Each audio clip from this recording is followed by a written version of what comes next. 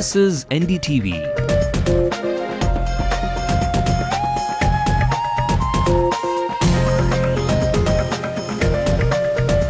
And you're watching Ndtv-Hindu.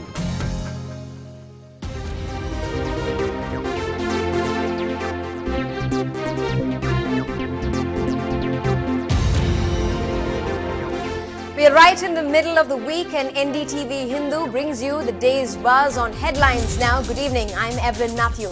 With the Premier Institute in the heart of the city making its foray into the good old engineering, the Chief Minister who declared it open also put on his armour for the battle 2011.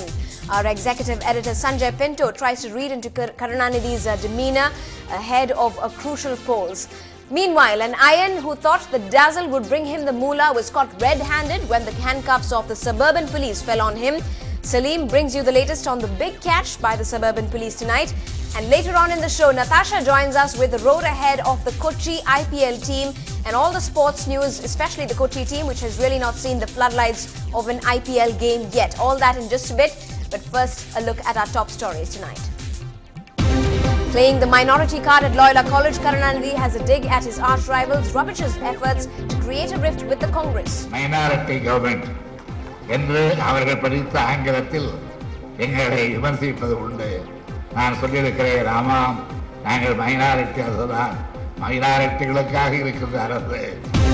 Stalin gets combative, offers to resign if Jayalalitha can prove her allegation that the housing scheme is being cornered by DMK men.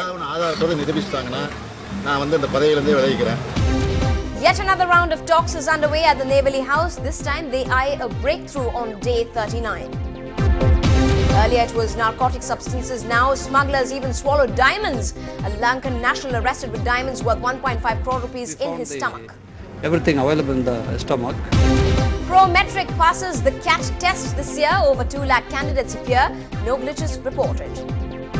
Previous year's paper was much easier. It's the only thing. So hopefully we should. Did we hear the authorities say we're ready for the monsoons? Read my lips. That's a lie, a big fat lie. The lowdown from the high seas. Here's how the Coast Guard will tackle just about any disaster. And husbands, beware this Diwali. That's if you decide to tag along with your wife to the Mecca of shopping. It's been almost 2 hours and I'm yet to decide between these two equally beautiful saris. And here's a look at the rest of the day's news from the national quarters as well. Team Kochi gets a month's time to respond to a termination notice. BCCI says its breach was not as bad as the Royals and the Kings. Senior RSS leader Indresh Kumar will be questioned in the Ajmer blast case by the Rajasthan ATS, who claim to have strong evidence against him. After Sushma Swaraj's comments, an advertisement portraying the Gujarat Chief Minister as a national leader appears in the papers. The Enforcement Directorate questions the Organising Committee Director General over the Queen's baton relay, even in London. Caught on tape, a killer mother who threw her baby daughter out of the hospital window. And a day after it's declared a heritage animal, an elephant calf is beaten to death by a mob in Assam.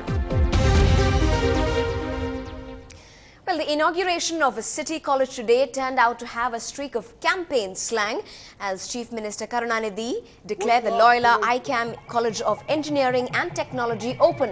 It is a maiden venture by the Loyola College in providing engineering courses to marginalized and the Dalit students community. The DMK chief said that the college will reserve 30% seats for the students from the Adi Dravidar community. Talking on the minority government tag, his streak of humor was also evident when he lauded his government to be one that is for the minorities. And looking ahead of the mighty polls that the state goes into in a few months' time, a confident chief minister also said that no one can dislodge the DMK's political culture. He also said that his party respected their enemies if they are intelligent. Minority government என்று அவர்கள் படித்த ஆங்கிலத்தில் எங்களை விமர்சிப்பது உண்டு. நான் சொல்லியிருக்கிறேன், ஆமாம், நாங்கள் மைனாரிட்டி அரசுதான். மைனாரிட்டிகளுக்காக இருக்கின்ற அரசு இந்த அரசு என்று நான் பெருமையோடு சொல்லியிருக்கின்றேன். எங்களை பொறுப்பில் இருந்து விலகலாம். ஆனால் நாங்கள் கொண்டிருக்கிற நாணயமான ஜனநாயக நெறியில இருந்து எங்களை யாரும் விரட்ட முடியாது. எங்களை ஆட்சியில் இருந்து விரட்டலாம், ஆனால் கடைப்பிடிக்கின்ற அரசியல் நாகரிகத்தை யாரும் துடைத்தெடுக்க முடியாது. And joining us live right now is our executive editor Sanjay Pinto, who joins us from the newsrooms live. Sanjay, as someone who's been tracking the DMK's political campaigns ahead of many a crucial polls, how significant would you say the CM's speech was today? Evelyn, the Loyola College motto is "Let your light shine," and trust Chief Minister Karunanidhi not to let go of an opportunity to let the rising sun shine, this time in a minority co-constituency. We know that Mr. Karunanidhi has always championed the cause of minorities. We also know that he's actually capitalizing on Ms. Jayalalitha's, in a sense, she's antagonized the minorities in the past. Remember that controversial remark she made attacking the Pope. Remember the anti-conversion law. Remember her portrayal as the Virgin Mary, which hurt sentiments here. So clearly Mr. Karunanidhi is trying to address that co-constituency. It's a different matter that it also happens to fall within the central Chennai constituency and also happens to be the alma mater of his grand-nephew Dayanidhi Maran. So he's reached out to the minorities, almost taking a dig at Jayalalitha there. She's always taunted him with this minority government tag.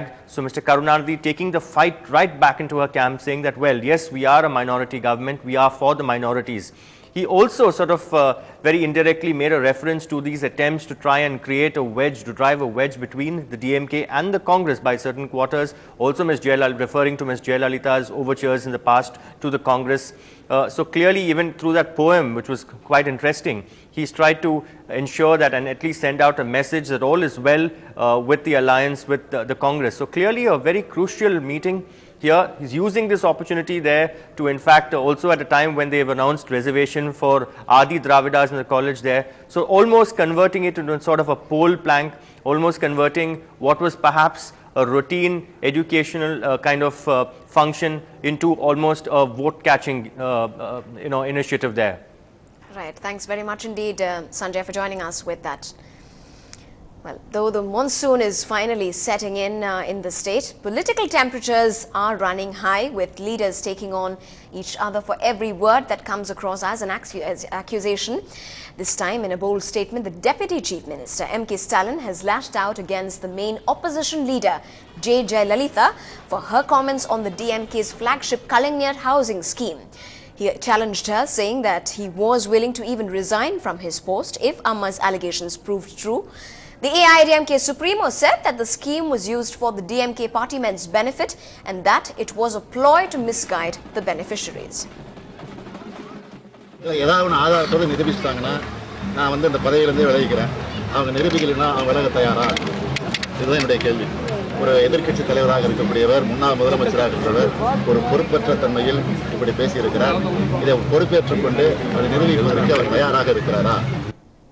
Well, in some news from the restless district of Neyveli, where the workers under the contract have been really striking for more than 39 days now, another round of talks between the Neyveli Lignite Corporation trade union members is on at the Neyveli House.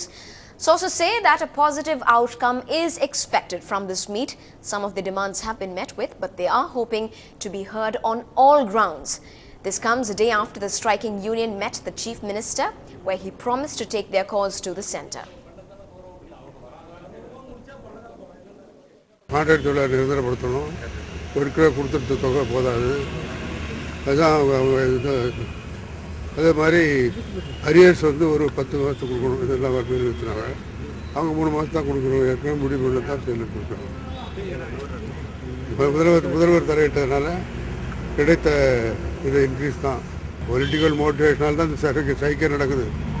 அதனால தான் முதலமைச்சர் தலையிட்டார், இல்லாட்டி தலையிட மாட்டார். And joining us over the phone line right now with more inputs into that story is our reporter Shabir Ahmed, who's been tracking that story very closely.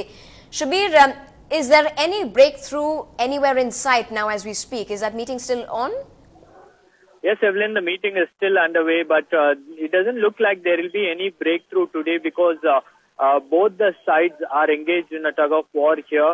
And in fact, the unions are very unhappy with the way the negotiations are going on. That is what sources have been telling us, because at the beginning of the talks, which were scheduled at 5 p.m., there was some kind of discontent among the unions who were participating in the talks. They were very unhappy with the way the NLC management was holding talks with them, and in fact, they were unhappy because the union that has been backed by the ruling DMK is also involved in this talk. So there is some kind of discontent and some kind of inconclusiveness going on in the talks, but we will have to wait and see what the outcome is going to be. But definitely it will take another half an hour to 1 hour to get this for the talks to get over, Evelyn. Right, still some tense moments among the workers there, but thanks very much indeed, Shabir, for joining us with the latest updates. Still ahead on headlines now. The IT corridor cries for the rains to go away as it plays spoiler even before its ultimate touchdown.